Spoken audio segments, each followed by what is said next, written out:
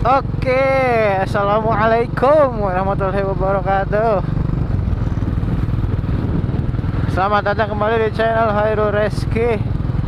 Ya, sudah lama sekali saya tidak membuat konten video lagi motoran. Nih, bela-bela ini gerimis-gerimis abis hujan. Wet race. Oke, di jalan Lingkar Pantura, Jalan Tanjung Pura ya. Jalan di Karawang sih. Udah mau jalan balik ke Dengklok cuma lewat Rawa Berta.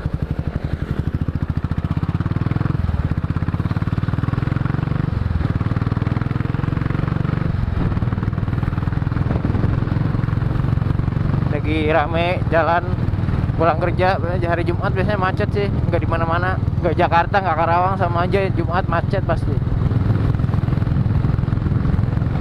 Kalau di sini kan jalan raya gede, ini nggak macet. Ntar nih kalau udah masuk.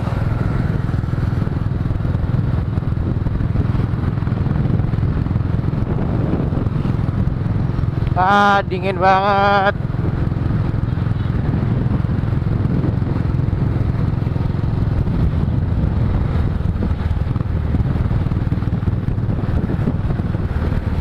Oke, di video kali ini gue mau bahas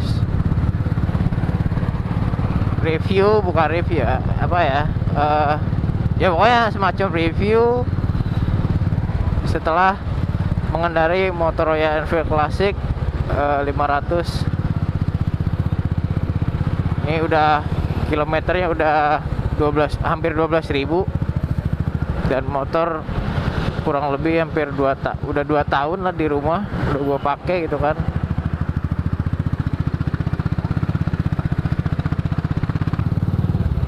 Oke, jadi gimana sih rasanya naik Royal Enfield hampir 2 tahun.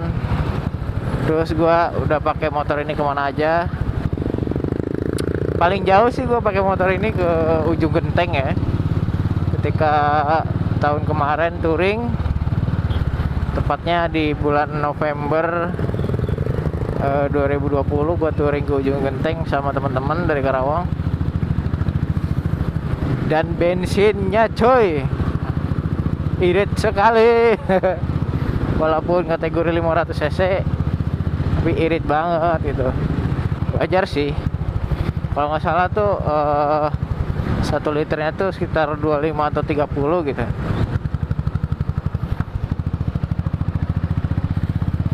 Dan ketika dibawa touring pun nggak ada rasa pegel sama sekali. Pas touring pun posisi riding kan begini nih. Namun dulu tuh sebelum pas touring gue belum ganti jok, itu masih pakai jok custom kulit.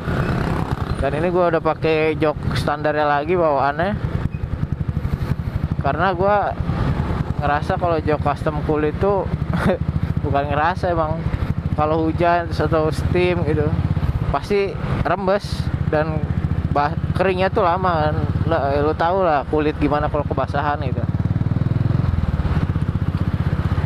Oke, jadi berapa sih bensin ketika gue touring ke Ujung Genteng, PP Karawang Ujung Genteng, terus Ujung Genteng Karawang lagi. Total bensin tuh sekitar, nah pas berangkat tuh gue isi bensin ngefullin ya, berarti masih ada sisa di tangki. Terus gue fullin sekitar 100.000 ya, 100.000 pas lah gue fullin. Itu nyampe dari Karawang nyampe Ujung Genteng gak isi lagi cuy. Keren banget. Itu bener-bener irit parah. Dan itu pun kalau udah nyampe Ujung Genteng, bensin di tangki itu masih banyak. Indikator bensin pun yang ini belum nyala gitu. Ya lu bayangin lah, itu irit banget. Ya kapasitas tangki ini sekitar 14-15 liter lah. Waktu touring gue konstan kecepatan 60 60-80 lah, karena bareng rombongan gitu kan ngikut.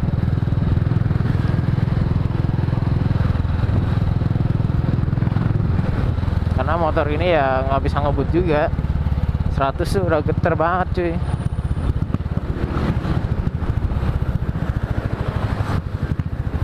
Oke, jadi pertama reviewnya itu bensinnya irit parah. Oke, habis itu posisi riding nih ya. Posisi riding dengan stang gua udah ganti yang agak tinggi. Nih lu bisa lihat sendiri lah di kamera, ini tegak banget gua riding. Ini posisi nyaman banget buat touring, buat harian. Pegelnya tuh nggak seberapa gitu.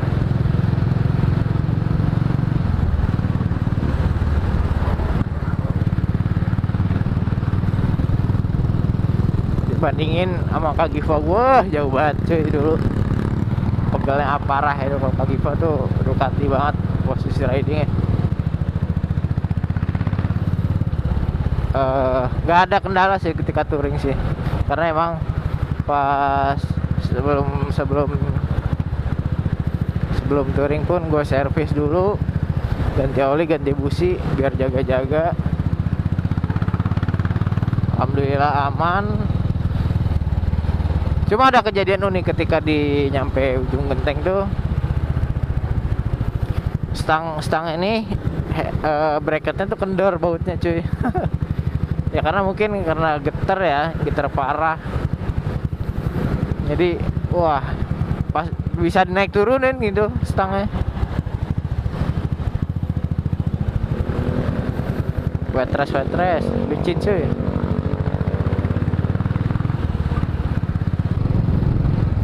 Ya intinya motor ini ya ada kekurangan, ada kelebihan, ada kekurangan lah intinya. Dimana kelebihannya udah gue jelasin tadi awal, bensin irit, posisi riding enak, kemudian tenaga lumayan ya. Ya nilai plusnya adalah irit sama posisi ridingnya nyaman. Tentunya motor ini nggak terlalu sempurna, nggak perfect, pasti ada kekurangannya juga.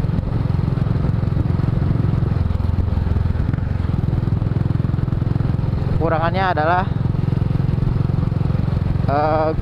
pertama getar. Wah, getarnya parah banget. Nih gue alasan kenapa ganti stang tuh karena stang bawaannya tuh kendor banget cuy. Bukan kendor apa ya, stang bawaannya tuh getar banget. Nah entah kenapa ketika ganti stang yang agak tinggi dan lebih lebar ini, getarannya tuh mengurang gitu, diminimalisir. Jadi lebih nyaman ketika riding, tangan gak kesemutan.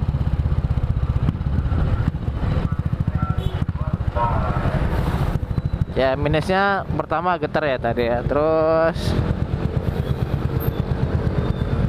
yang kedua adalah netral lagi.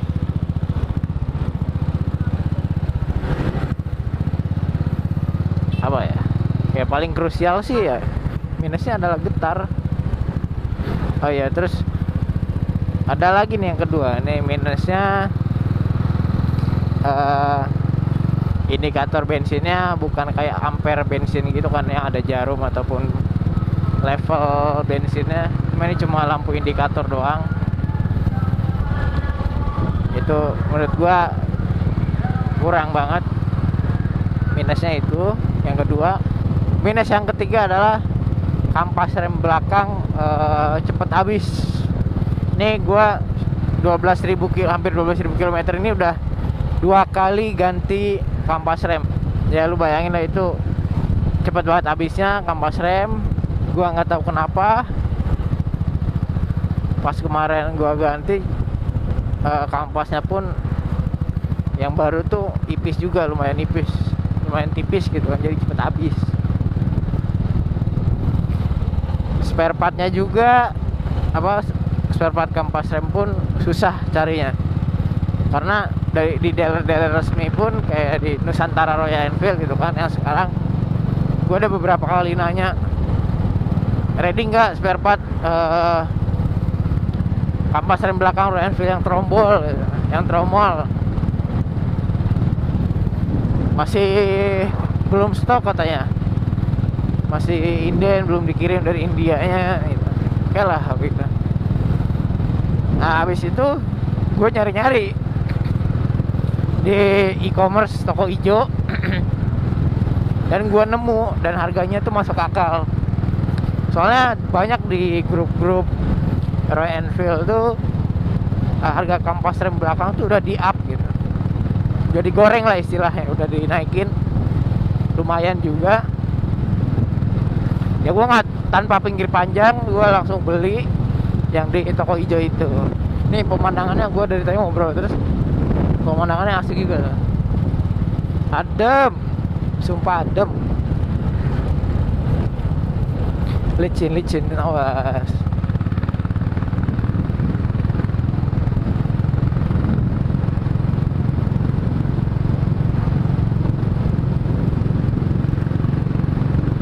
Oke, jadi gue simpulkan lagi kelebihan dan kekurangan dari Royal Enfield ini. Yang pertama, kelebihannya adalah bensin irit. Kemudian yang kedua adalah posisi riding nyaman. Terus yang ketiga, tenaga torsi lumayan. Oke, kekurangannya, jadi kesimpulan kekurangannya adalah yang pertama getar. Kedua, indikator bensinnya masih cuma indikator lampu doang.